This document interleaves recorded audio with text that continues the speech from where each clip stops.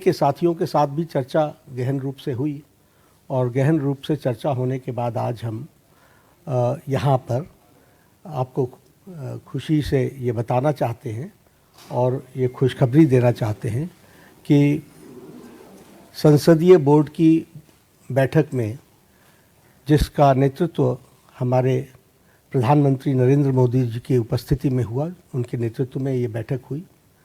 सभी पहलुओं पर चर्चा हुई और नामों पर विस्तृत रूप से जो पार्टी में एक्सरसाइज हुई थी उन सारे एक्सरसाइज के बारे में डेलिब्रेशन हुआ, सभी के साथ चर्चा हुई, सुझाव मांगे गए और उसके बाद फिर ये तय हुआ कि हमारे उपराष्ट्रपति के प्रत्याशी के रूप में हमारे महाराष्ट्र के राज्यपाल श्री C.P.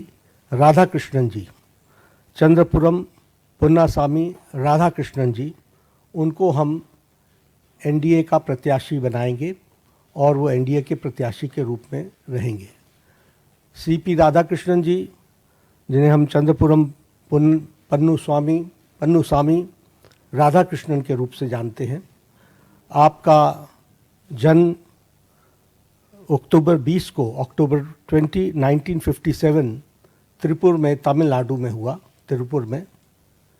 और इन्होंने bachelors degree in business administration उसमें इन्होंने पढ़ाई की और एक सफल इनका 40 साल का पब्लिक लाइफ का करियर है। आप वर्तमान में महाराष्ट्र के गवर्नर हैं। इससे पहले आप झारखंड के गवर्नर रहे, राज्यपाल रहे और साथ में आपके पास राष्ट्रपति महोदया के माध्यम से तेलंगाना का और हमारे पुडुचेरी की लेफ्टिनेंट गवर्नर और तेलंगाना के गवर्नर के रूप में भी आपके पास चार्ज रहा और वर्तमान में आप महाराष्ट्र के गवर्नर के रूप में काम कर रहे हैं। जैसा मैंने बताया कि आपका राजनीतिक जीवन 40 साल का है और विभिन्न जिम्मेवारियों को आपने निभाया है।